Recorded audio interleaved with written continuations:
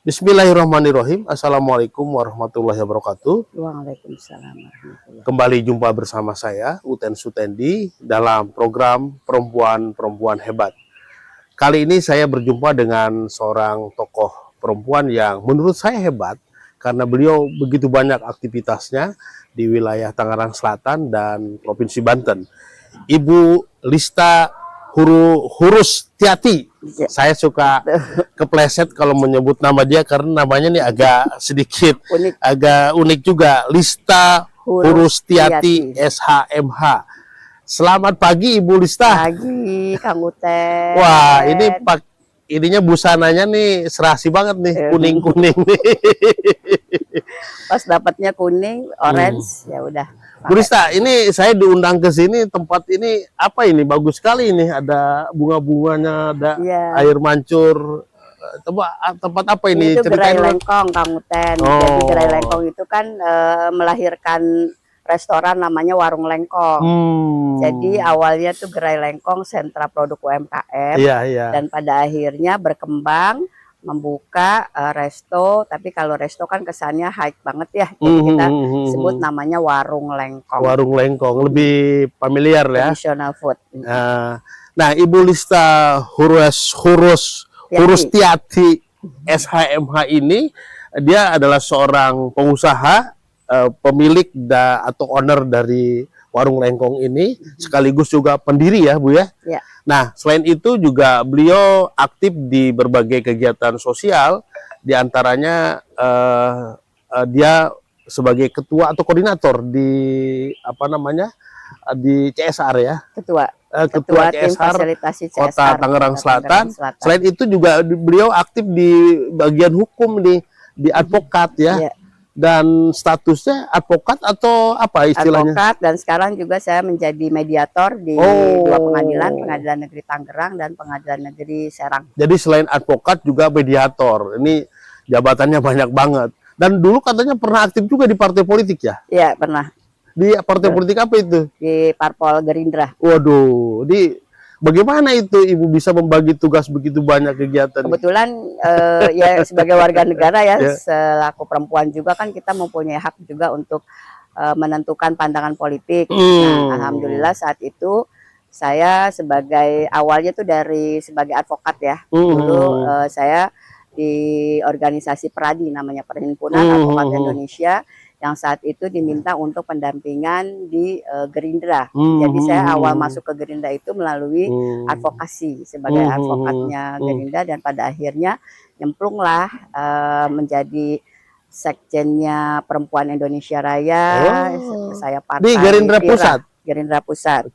Dan menjadi ketua Badan Pemenangan Pemilu saat itu 2014 ya, 2019. Di angkatan saat siapa ketua? Masih Pak Prabowo? Masih ketuanya awalnya dulu bukan Pak Prabowo ya, almarhum, aduh saya lupa.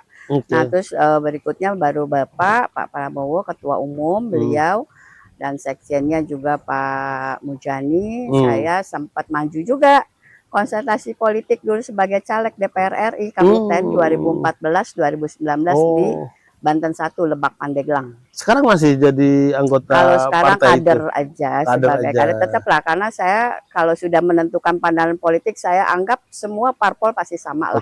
Jadi saya tetap di Gerindra, meskipun sekarang tidak aktif sebagai pengurus, tapi sebagai kader, saya tetap sebagai kader Gerindra. Tapi ada kemungkinan nanti bisa berkecimpung lagi ya? Kalau kemungkinan ke depan saya nggak akan berpikir apapun ya, karena kan parpol itu kan dinamis ya. Kita nggak pernah tahu ke depan akan seperti apa dan bagaimana. Yang penting sekarang ini saya bisa beraktivitas bermanfaat untuk masyarakat itu. Sekarang dari sekian banyak profesi yang saya sebutkan tadi, mana yang paling Ibu fokuskan?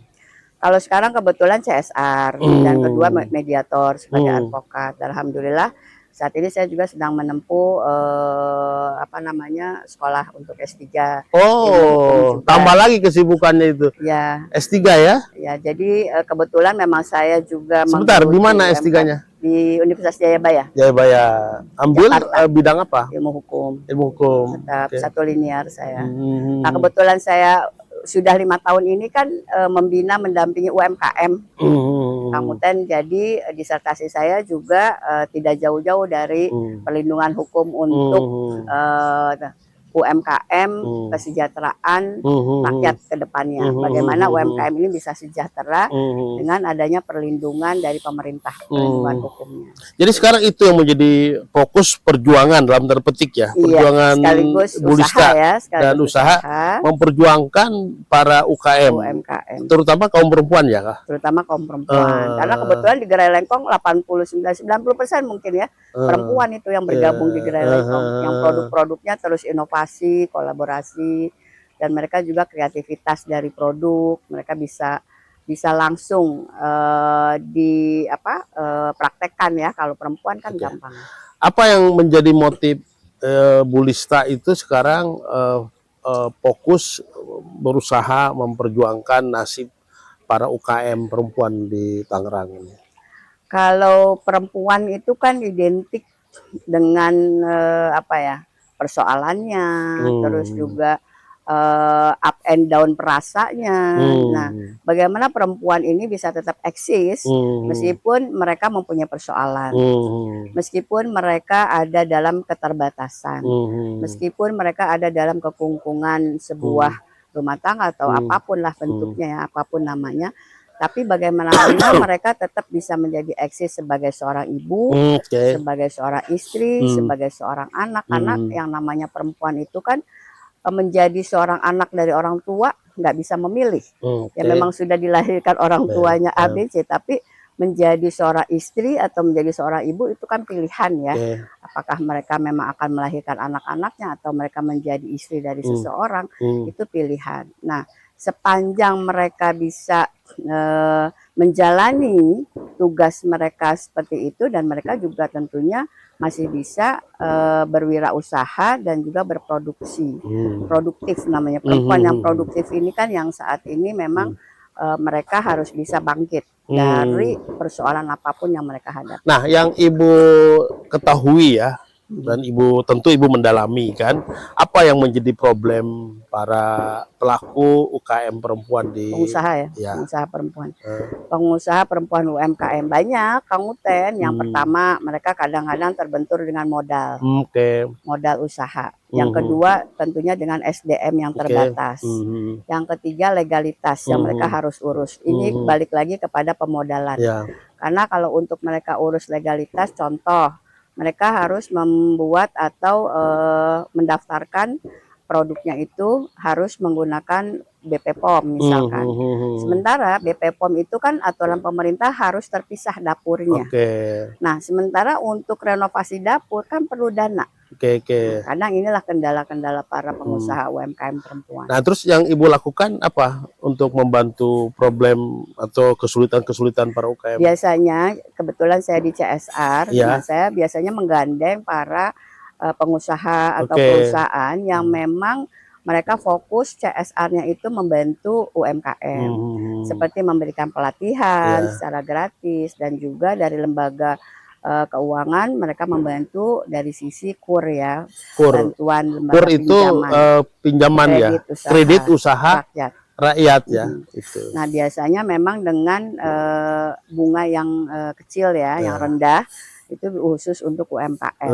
Dan disitulah nanti Gerai Lengkong berusaha untuk membantu menjualkan produk-produk mereka sehingga mereka bisa membayar cicilan pinjaman ke banknya. Jadi itu sebuah perputaran. Ada berapa banyak UKM yang Ibu bantu? Kalau di Gerai Lengkong sih yang sudah tergabung dari 10 ya awal kita bentuk, sekarang hampir kurang lebih 200-an UMKM. Udah 200. Semuanya udah dapat KUR belum? Hampir semua sih mereka sudah merasakan ya pinjaman dari bank, dari KUR. Dan mereka juga alhamdulillah yang saya pantau pun mereka rutin membayar dengan cicilan karena mereka kan menjual melalui Gerai Lengkong, karena Gerai Lengkong membeli putus produk mereka sehingga mereka bisa putar modalnya. Wah, membantu sekali ya. Maksudnya para UKM itu membuat produk diberikan ke warung Lengkong, diberi putus produk mereka. Bukan konsinyasi gitu. Alhamdulillah udah 5 tahun Kang Uten. Cash tuh. Cash, mereka biasanya sih kita hanya tunda kelengkapan mereka, invoice-nya dan sebagainya, itu setiap hari Jumat biasanya dibayarkan. Terus eskalasi pemasaran produknya udah kemana aja, Bun? Alhamdulillah. Jadi kita kan melalui media sosial juga Iya, nih. iya. Ada juga yang mereka beli belanja tahu gerai lengkong oleh-oleh tuh melalui TikTok. Ya, Kemarin ya. aja ada yang dari Magelang, Aha. ada yang dari Palu, Oke. ada yang dari Kalimantan. Semua by online ya? By online. Ada Oke. juga yang mereka lagi berkunjung di Tangsel, mereka hanya ngecek googling oleh-oleh Tangsel, itu mereka langsung di kesini Nah, ke gini, lokasi. ada pertanyaan banyak orang tamu-tamu dari luar yang sering kalau ke Tangsel itu ngobrol dengan saya, agak sedikit bertanya begini, apa sih ciri khas oleh-oleh Tangsel itu gitu kan? Kalau kita ke luar kota daerah lain kan, misalnya ada ciri khas misalnya. Nah, sebagian teman-teman itu belum bisa mendefinisikan tuh apa yang menjadi ciri khas oleh-oleh Tangerang Selatan. Iya. Iya sih, memang kita juga belum punya ya, kayak misalkan di Serang kan ada sate bandeng, Ya, ya. Di gitulah. Tangsel ini memang belum. Jadi tapi ada beberapa produk yang memang sudah mulai diproduksi oleh beberapa warga mewakili kelurahan, kecamatan, tuh ya, seperti kembang goyang, ya, ya, dodol, ya, terus kita juga ada sagon ya, bakar, ya. terus ada peye. Nah, Nah, mungkin itu yang menjadi ciri khas. nah. Tapi kalau yang untuk kayak semacam makanan berat, itu biasanya kita dikenal tuh ada namanya pecak. Ibu kan selain di UKM ya, juga aktif sebagai Ketua CSR Kota Tangerang Selatan ya. Dan tentu di CSR itu bukan hanya UKM yang diurusin, ada banyak hal tanggung jawabnya di situ kan. Betul. Apa yang Ibu fokuskan di CSR nih? CSR itu, keterlibatan CSR itu sangat bermanfaat itu saat pandemi COVID Kang, 2020, dan kebetulan memang saya diamanatkan oleh wali kota saat itu menjadi ketua CSR di tahun 2021. Dan kami langsung bergerak, kami menghimpun anggaran-anggaran CSR dari beberapa perusahaan, itu membantu penanganan COVID. Nah, COVID ini kan membutuhkan waktu itu vaksin, sembako, dan bagaimana masyarakat itu kekurangan seperti alat masker, terus APD dan sebagainya. Nah, disitulah kami bergerak. Mungkin itu sudah dilupakan ya oleh pemerintah maupun lembaga atau masyarakat lain. Tapi disitulah justru CSR itu berguna dan bermanfaat untuk masyarakat, karena dari anggaran-anggaran perusahaan itulah perusahaan-perusahaan menyumbangkan dan juga kami yang langsung memberikan kontribusi itu langsung ke masyarakat. Seperti pelaksanaan vaksinasi, satu hari itu bisa 5.000. Kami bekerja sama dengan TNI, Polri, dan itu juga kami sama-sama juga dengan tenaga medis, baik dari puskesmas maupun juga beberapa klinik rumah sakit swasta turut membantu. Dan disitulah peran CSR memang sangat dirasakan oleh masyarakat. Nah, sekarang kan COVID udah selesai. Ya. Nah, selanjutnya COVID selesai, kami juga membantu pembangunan septic tank warga yang tidak mampu saat itu. Itu pun dari anggaran CSR. Gini, di Tangsel itu sering ada info atau ada sedikit rumor ya, antara tugas CSR dengan dinas sosial. Misalnya gini, soal bedah rumah. CSR itu dulu sering banget melakukan program bedah rumah. Tapi di waktu yang sama, dinas sosial juga melakukan hal yang sama itu. Itu gimana menjelaskannya kepada masyarakat? Kalau CSR itu kan semua CSR diberikan anggaran itu yang tidak tumpang tindih dengan anggaran APBD. Jadi misal pemerintah membutuhkan yang harus dibedah rumah warga yang tidak mampu ini ada sekitar 150 rumah. Sementara anggaran APBD hanya sekedar untuk 70 rumah. Sisanya, nah itu yang menggunakan anggaran CSR. Nah, anggaran CSR ini dari mana? Dari beberapa perusahaan termasuk perbankan, BJB dan sebagainya, rumah sakit, termasuk juga pembangunan septic tank. Jadi saya sebagai ketua memastikan kalau memang anggaran ini untuk bedah rumah, untuk pembangunan septic tank itu bukan anggaran dari APBD. Itu memang kekurangan APBD, makanya kenapa CSR disebut sebagai mitranya pemerintah. Nah, gini, kalau CSR itu kan kalau saya tahu ya, itu kan fokusnya harusnya ke sosial, membantu masyarakat yang tidak mampu di bidang pendidikan, sosial maupun di bidang ekonomi gitu. Nah, kalau di Tangsel ini yang menjadi fokus Ibu tuh apa? Yang sering menjadi problem di Tangsel sehingga perlu CSR turun tangan? Kalau saya lebih memang kalau CSR itu kan memang lebih sosial dan program yang dibutuhkan oleh masyarakat yang tidak diakomodir oleh APBD. Nah, artinya di sini memang kebutuhan itu dari sisi pendidikan, dari sisi kesehatan itu memang penting. Itu kembali lagi kepada perusahaan, Kang Uten. Biasanya perusahaan itu sendiri sudah punya mana yang mereka prioritaskan untuk CSR, seperti Sinarmas. Mereka mengelola sendiri anggaran CSR-nya. Mereka mempunyai 3 komponen yang memang mereka langsung. Dan sebagai ketua CSR biasanya kami diundang sebagai mitra dan juga sebagai pendampingan dalam pelaksanaan program CSR-nya perusahaan-perusahaan itu sendiri, termasuk juga rumah sakit, Jaya Real Property. Nah, yang menentukan kelompok masyarakat apa dan siapa yang dibantu CSR-nya apa perusahaan? Biasanya masyarakat.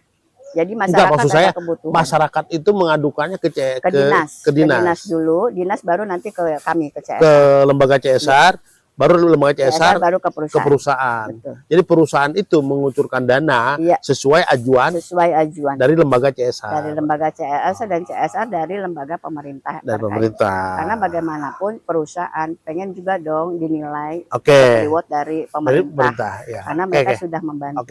Saya paham. Itu mulia sekali tugas-tugas itu. Tapi juga Ibu juga punya tugas yang mulia lain ya. Selain advokat, mediator tadi. Mediator, mendamaikan. Mendamaikan gitu. Termasuk mendamaikan perceraian juga ya? Iya, termasuk. termasuk. Karena banyak juga ya di pengadilan. Ada banyak info ya, data di medsos itu. Belakangan ini banyak sekali kasus-kasus perceraian. Dan rata-rata itu kok yang mengajukannya kaum perempuan ya? Betul, Ibu? Betul. Itu gimana ceritanya kok bisa begitu? Analisanya gimana coba? Kalau analisa saya ya mungkin saat ini kan perempuan itu sudah yang pertama melek hukum. Yang kedua mereka juga sudah bisa mandiri. Yang ketiga ya mungkin mereka dalam konteks keterbatasan ataupun ada sebuah persoalan-persoalan yang tidak terselesaikan, kurangnya komunikasi dengan pasangan. Kebanyakan seperti itu tuh. Dan yang keempat sih faktor ekonomi biasanya seperti itu. Faktor ekonomi ya. Perempuan kurang ekonominya dari suami, kemudian mengajukan gugatan cerai. Enggak juga kadang-kadang karena kekurangan gini juga kadang-kadang ekonomi itu bisa menjadi faktor selama mereka sebetulnya bisa berkomunikasi. Tapi kadang-kadang kekurangan ekonomi pun tanpa adanya komunikasi atau masing-masing pihak udah berjalan sendiri-sendiri. Nah, inilah yang kadang memunculkan perempuan untuk menggugat cerai. Tapi kembali lagi kadang-kadang kalau yang menggugat perceraian itu dari perempuan, biasanya kalau saya yang tanganin ya di pengadilan, itu biasanya damai itu. Tapi memang betul ya, yang banyak menggugat itu perempuan ya? Perempuan, tapi ada juga laki-laki. Ya, itu pasti itu. Tapi dominasinya perempuan. Berapa persen kira-kira, Bu? Prosentasenya perempuan itu mungkin bisa sekitar 60%. 60% tuh perempuan ya. Gugat cerai ya pada. Nah, gimana Ibu bisa mendamaikannya itu kalau ada hal? Kalau saya melihat tidak terlalu urgensi mereka tidak ada will atau feel, itu biasanya masih bisa berdamai. Mereka hanya will itu maksudnya apa? Wanita idaman lain. Perempuan idaman lain, pria idaman lain atau wanita idaman lain. Pria idaman lain atau wanita idaman lain. Itu banyak kasus begitu. Banyak. Banyak. Kalau nggak ada itu gampang. Kalau tidak ada itu mudah. Tapi kadang-kadang yang sulit itu kadang-kadang kan perempuan punya sendiri sikap ya. Jadi pada saat si suaminya diketahui sudah ada will dan diakui dan pada akhirnya juga si perempuannya juga tidak ingin diduakan, biasanya mereka mengajukan gugatan cerai. Walaupun si suami itu udah minta maaf misalnya. Dan dibuktikan kalau mereka memang sudah pisah. Kalau di pengadilan kan poinnya adalah sudah pisah berapa lama dan sebagainya. Biasanya sih mereka maksudnya bisa ranjang. Bisa ranjang. Oke, jadi menarik juga ya. Kalau suaminya minta maaf juga itu kasus-kasus ada juga yang minta maaf pada akhirnya rujuk, nggak bisa, nggak jadi dicabut gugat. Kalau di pengadilan negeri kan semua non muslim ya.